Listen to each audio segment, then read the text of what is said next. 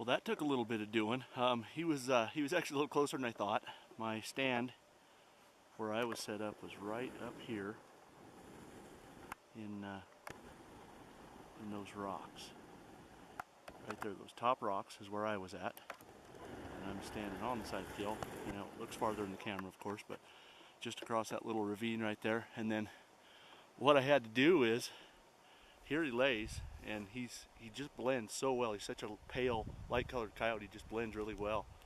So, as a matter of fact, I can't. Oh yeah, there he is. So he blends in just so well. And so I walked by him the first time and kept doing circles and couldn't find him. So I walked back over the top of that knoll and cut his tracks, and then followed his tracks right up through here to where he lays. So that was a little bit of a debacle. So let's get the tripod set up, and we'll visit with you folks. All right, so that was a whole bunch of fun. That dog. Okay, here's how it worked. First of all, let me back up. That was the first successful stand, and by successful I mean where we actually called it in and shot it. First successful stand with the ICOtec collar that I've been using. So I thought I'd mix it up. When I was coming into this first stand this morning, I jumped a bunch of deer out of here. There's deer all up and down this valley. So I thought, well, if we're in Rome, let's do what the Romans do. So I kicked on the Fawn Distress, and I let it run about 3 cycles, and increasing the volume all the time, because there's a lot of ground to cover here. I mean, you can see for miles and miles, and it's dead calm. I don't know if you can see the vapor from my breath, but it's kind of a little rare. It's coming out of the north, headed to the south. So that's why I picked this stand, and we got lucky. So had that Fawn Distress going, nothing really happening, and then I thought, well, let's mix it up a little bit, and I clicked that female coyote howl, and that's the same thing that brought that dog in that Mason missed. But I clicked that female howl, and no sooner did I shut it off, I let it go for 1 series, shut it off, and this guy starts yipping just behind me, and he was fired up. At first I thought maybe I was busted because he was throwing some barks, you know, some woof woof woof woof, and usually that means we're done.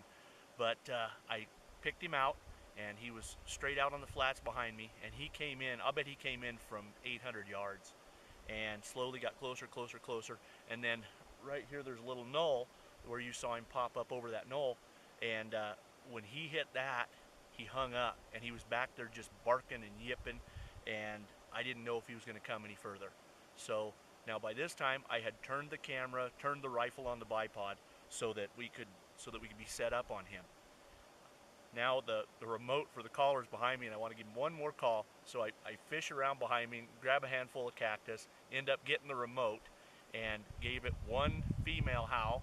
Well, as you heard, I wonder maybe 2. I might have given him 2, but give it a howl on the remote and shut it off, and here he come, like he was on a string. Now the thing is the reason I shot him right here is because he was steady heading to the south, and there was gonna come a point to where we were looking straight into the sun, and he was, gosh, I bet he was only 130 yards maybe right here, and that's close enough. We were zoomed in, I had him full frame and turned the lights out on him. I think you guys probably watched him fall. So very, very neat setup. This is a brand new stand to me. I've never sat in this stand before.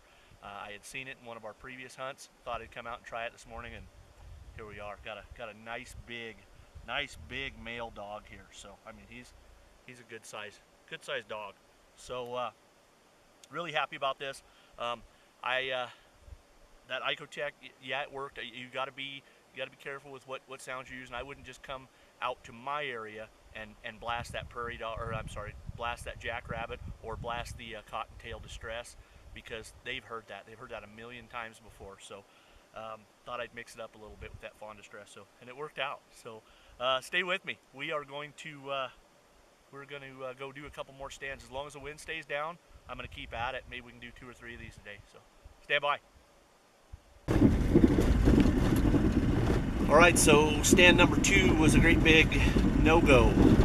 I had some talking to me way down in the bottom, but they never showed up. So I'm changing locations now. I'm going to drive out of this little area I'm at. I'm going to hit back to the main highway, across the highway, and then I've got a couple stands I can make over there. So I'm going to head that way, but I'm still just jazzed about that one coming in like he did. You know, there's proof positive that this call that I'm reviewing, proof positive that that thing works. So you just got to mix it up a little bit. You know, you can't go with the same old. And I don't know if I mentioned or not, but that one that I did call in was a big old male. So I think he was looking for love.